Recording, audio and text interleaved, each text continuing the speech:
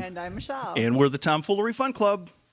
Welcome to another episode of Straight Outta Tomfoolery. Celebrity series. As you know, we've reformatted a little bit. Yes. And now we've brought in some of our most talented performers, comedians, and musicians. And we're having a good time with it so far. Yes, Tom was a little worried, though. Well, some of our most ardent fans were a little concerned that my role might be somewhat diminished. But we could never let that happen. No, so we've kind of worked through that. So don't worry, there'll still be plenty of Tom for the. So, Mom, don't worry, I'm not going anywhere. Yeah, so stay tuned. Let's see who's coming. We've got a very special guest today, a gentleman by the name of Brian Hicks. A lot of times we say, you know, this performer, he's going to be ready for the big stage very soon, right? Yes. Brian's been on the big stage, and we're going to talk about that in a minute, so we'll be right back.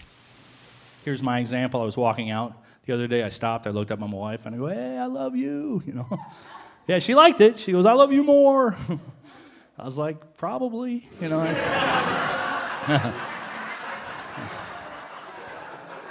I mean, in my defense, I wasn't ready for a follow-up statement. You know, I didn't know we were having a conversation. You know, I was just going to shoot some pool, and I was hoping to buy myself an hour.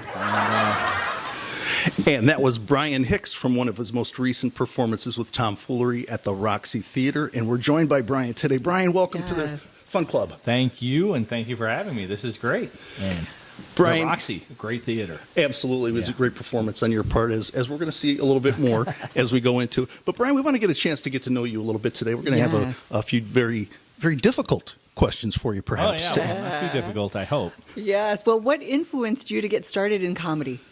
If I'm going back and I'm telling you how it was, I was in we'll start on a low level. I was in a relationship that went bad, and I needed something to be positive about. So I got a job at a comedy club. Oh. And I was a doorman at a comedy club. I used to go to this club all the time with her, but then I wasn't going with her anymore.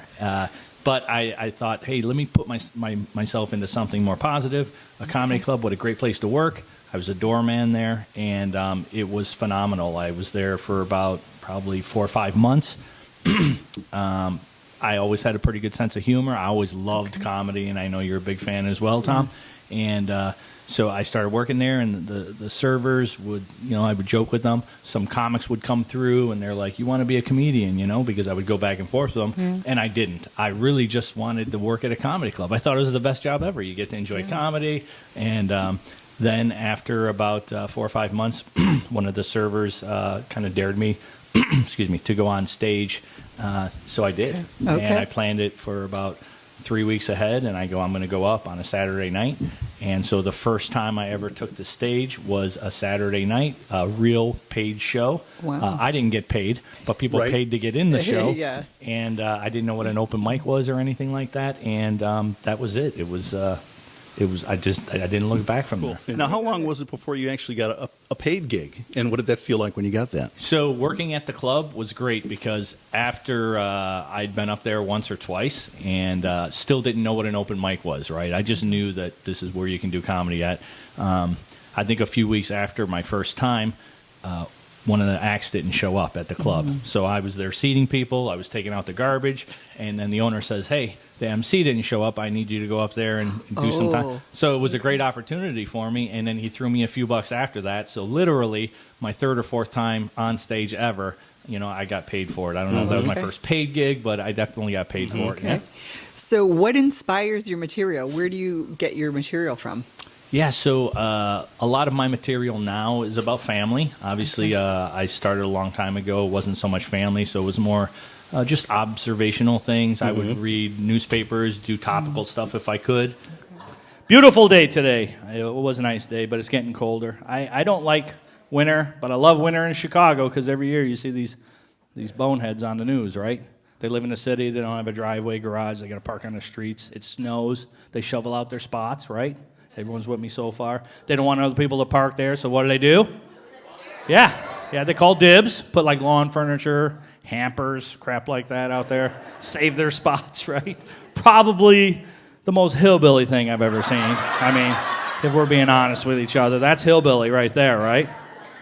And then the problem is that they leave the crap out there. They leave it. This happened last year. I'm not even making this up. It was the first year ever. The city made a big announcement. They go, listen, you guys have till this day to get rid of that stuff. If you don't, we're going to send a big truck by, and we're going to get rid of it forever. So the day it happened, my friend, he's like looking out the window. He's like, hey, honey, something big's going on out there. Why don't you go stand in our spot and find out what it is? That's yeah. Hurry up, grab your shoes and your purse. They're almost here. What would you? We've kind of watched your career. You've been working with us at Tomfoolery now for, I don't know, 4 or 5 years or so, and we've watched your career really blossom. And we take full credit for that, of course. As well you should. But seriously, when we started the podcast today, we talked about we recognize talent, and we say, someday this person will be on the big stage. Well, you've been on the big stage. You've had the opportunity to not just the Tomfoolery big stage either, but places like the Chicago Theater. Want to talk a little bit about that? Yeah, sure. So I've been very fortunate and blessed to work with some incredible people and acts over the years, and I got to open for the Impractical Jokers a couple times, and most recently Michael Carbonaro from the Carbonaro Effect. Right. And he's been great. I've done probably over 75 shows with him, touring across the country. And definitely one of the dreams. We got to do the Chicago Theater. It was really the biggest stage I've been on, and for somebody coming from Chicago to be able to do that, it was phenomenal. And a little nervous, but at the same time, I really just tried to take it all in and enjoy the moment. Yes, and we're so lucky that you could join us in the Laughter Loft today, that you could be squeezed into your schedule. Oh no, of course. It's great. And you guys came to the Chicago Theater show. Yes, we did. Michele and I were kind of like the proud parents in the audience, because it was literally the week prior that you were with us at Langel's Pizza in Highland for a very fun show, and we, Michele and I always sit right in the front row and enjoy the show. And then the next week we came to see you at the Chicago Theater, and we were way back in the cheap seats, but we enjoyed that performance every bit as much as we did, and you were terrific, and really, I would say you really wowed the audience. They loved you. Yeah, it was definitely a lot of fun. Here's why I bring it up. This happened in Berwyn. 10-year-old boy, all right? 10 years old, suspended from school because his mom was an exotic dancer. I was like, why would you punish a kid for that? That's not his fault. He doesn't know any better, right? Yeah, but then I was thinking, hell, I wish I was in that kid's class. That's a career day I'm not missing. Right? I'd be like, Dad, I'm going to probably need a couple extra singles for lunch today. Hot lunch. And then you hear the principal over the PA system. All right, ladies and gentlemen, put your hands together. Let's welcome to the flagpole Bobby's mom, Tiffany. And remember, boys and girls, you have to show some greenery if you want to see the scenery.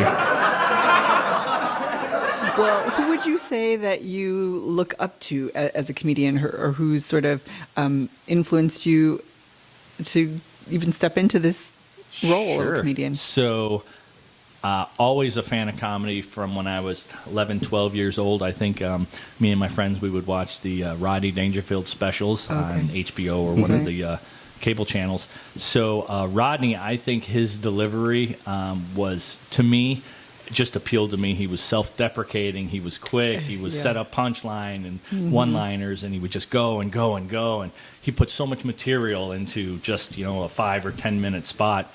So he was the one guy who I really identified with, and some of my humor is a little self-deprecating too. So really love that about it.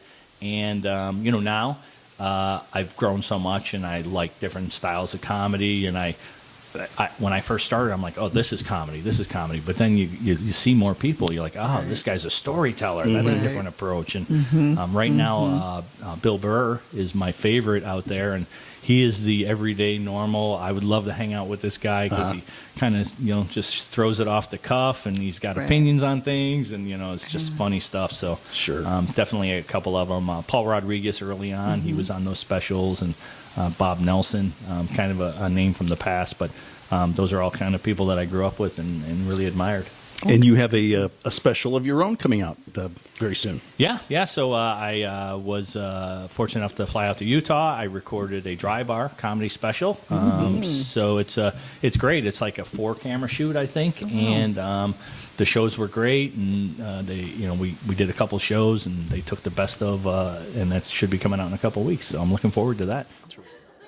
Me and my wife play this game. It's called the Fantasy List Game. It's where we each come up with a list of 3 people. If we ever meet anyone on our list, we can hook up with them, and we can't get in trouble for it or anything. It's pretty cool, right? So my wife came up with Brad Pitt is on her list, Matthew McConaughey, and Bon Jovi. Yeah, not the whole band, just John Bon Jovi, right? I tried to be more realistic about it, so I chose the waitress at Applebee's. Bobby's mom, Tiffany. And oddly enough, I had Bon Jovi on my list, too. I did. The whole band, not just John. So, what advice would you give sort of an aspiring comedian or someone who wants to either break into comedy or might just be starting? What advice would you give them? Don't do it. No, we don't need that competition. Right. I would say, if it's something you enjoy doing, I think when I first started, and then I started getting paid for it, I was like, oh, they're paying me, but they don't know I would do this for free. I mean, that's how much I enjoy it.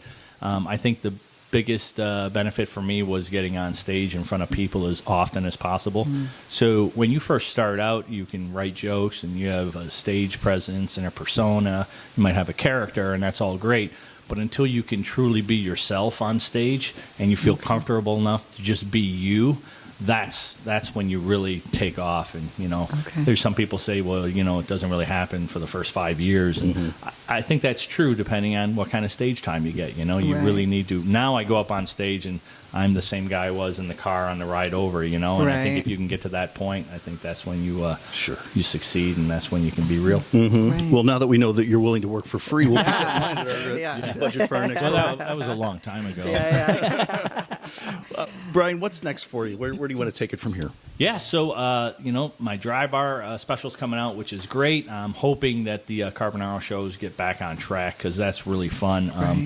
I enjoy doing all sorts of shows. I enjoy Langle's Pizza, and I enjoy doing the Chicago Theater, the Riverside in Milwaukee. I've always loved doing clubs. I've loved that interaction with the crowd and that closeness. You don't get that with the theater shows. It's a little bit different, but it's great just the same. So I'm just going to keep plugging away, and it's always about you can do something, and I can have a dry bar coming out, but then it's like, well, what's after that? You always have to think, well, what's after that? That can't be the end of it. Okay, I'm done. Good night. You always have to keep pushing and scheduling, and before the pandemic. Keeping a full calendar, that was always my goal. Well, that's kind of been uprooted a little bit now, right? Because you don't know where it's going or what's happening. I'm sure it'll come back in due time once everybody's safe and healthy. So, that's it. Just kind of continue on with that. Now, for those that are excited to follow you or learn more about you, where can someone find you? Sure. So I have a website. It's funnybrianhicks.com. And I have bio and pictures and my schedule. So it's blank now, but coming up, there will be dates on there. And hopefully we'll do a tomfoolery date, maybe in the fall. And so that's my website. And then all my social media really is Funny Brian Hicks. So it's at Funny Brian Hicks. I've tried to keep it consistent. I'll make it easy for everybody to follow. Brian, it's a pleasure knowing you. We've thoroughly enjoyed having you on our shows. Yes. And more importantly, it's a pleasure knowing you as a person. Yeah, well, thank you. And it's my honor to be able to be a part of the Tomfoolery Club. It has been probably 4 years at least, and the show you guys put together is just, from start to finish, it's just a nice flow to it, and it's a great concept, and I think that more people should do shows similar to it, but I don't want anybody to copy what you guys do. We don't need any competition. Yeah, but thanks for having me. It's really a treat. Yes, thank you for joining us, and thank all of you for joining us today on Straight Outta Tomfoolery. I'm Tom. And I'm Michele. And I'm Brian. And we're the Tomfoolery Fun Club. Thank you so much for joining. We'll see you next time.